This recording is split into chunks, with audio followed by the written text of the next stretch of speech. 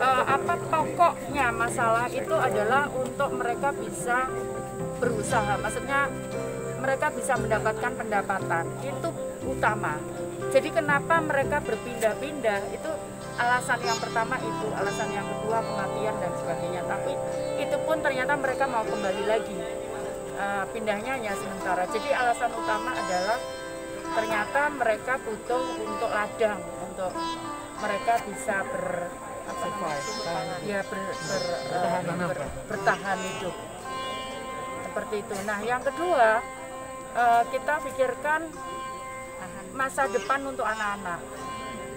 Jadi masa depan untuk anak-anak supaya mereka mendapatkan akses pendidikan yang sama dengan anak-anak lain di Indonesia. Karena itu kenapa kita hari ini berikan bantuan komputer, berikan bantuan genset untuk, dan nanti Kementerian Kominfo akan memfasilitasi internet gratis seperti itu supaya anak-anak tetap bisa sekolah. Jadi mereka sepertinya hanya pingin itu dulu, baru setelah itu rumah. Tadi sebelumnya sudah ada kesepakatan kalau lahan untuk usaha itu clear, maka mereka akan mau dibuatkan rumah asal tidak dari seng atapnya. Ya memang itu alasan pertama ya, selain untuk identitas kependudukan, yang kedua supaya kami bisa memberikan bantuan sosial untuk mereka.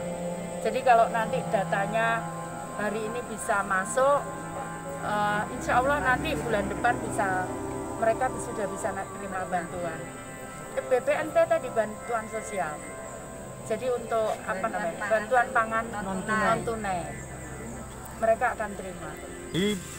Ini dimulai sebetulnya sejak awal pandemi COVID-19 ya, di mana pemerintah waktu itu tahun lalu menyalurkan bantuan, ada berupa bantuan tunai, ada berupa sembako.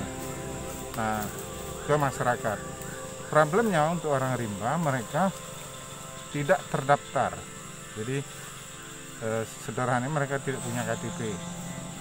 Nah, sehingga kita mulai mengusulkan ya proses pembuatan KTP di tahun lalu. Nah, itu berjalan. Sekarang bisa dikatakan sudah 60% terekam datanya, dan segera akan mendapatkan NIK dan KTP.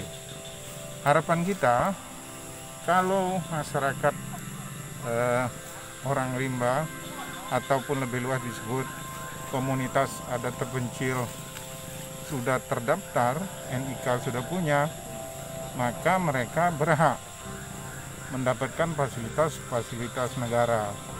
Nah, salah satunya itu bantuan tunai gitu ya, dan bantuan sembako untuk pandemi COVID-19. Tapi yang lain pun juga akan mengikut. Jadi mereka juga akan menjadi seperti warga negara yang lain. Ada fasilitas kesehatan dari negara, fasilitas pendidikan, bahkan untuk ekonomi mereka juga akan ada dukungan dari negara. Saat ini berapa yang terekam, terus berapa kabupaten ini? Proses perekaman data NIK ini berjalan di semua lokasi di 6 kabupaten. Saat ini sudah sekitar 3.000 ya, 3.000 orang yang sudah didaftarkan. Jadi masih ada sisa sekitar 40% lagi dari total semua orang rimba yang ada di Provinsi Jambi. Memang menjadi kendala seperti contoh lokasi sekarang gitu ya. Ini sangat jauh terisolasi karena harus masuk ke jalan-jalan logging yang kalau musim hujan mobil tidak bisa masuk gitu. Jadi membutuhkan waktu untuk menyelesaikan sisanya. Tapi kami melihat pemerintah sekarang cukup bersemangat jemput bola. Jadi proses perekaman dilakukan langsung di desa-desa terdekat, dan itu sangat membantu bagi kelompok-kelompok masyarakat orang rimba ini.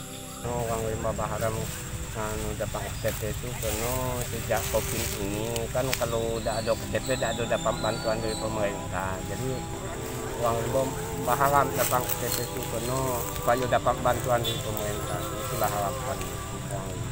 Yang kedua, karena ada kami nengok orang itu ada kartu Indonesia Sehat, ada kartu Indonesia Pintar, itu harapan kami dengan pemerintah kayak mana. Karena kalau tidak ada punya KTP, kartu pemerintah tidak ada dapat. Nah sinilah dapat KTP, jadi tinggal harapan kami dapat kartu itu lah, supaya anak kami kalau berobat tidak ada bayar, sudah itu anak kami kalau sekolah tidak ada bayar gitu. Tapi kalau di puskesmas kan gratis. Ya gratis, soalnya itu kedepannya, itu harapan itu kedepannya. Kalau kita yang ini memang gratis, belum tahu ke anak cucu macam mana perubahan zaman.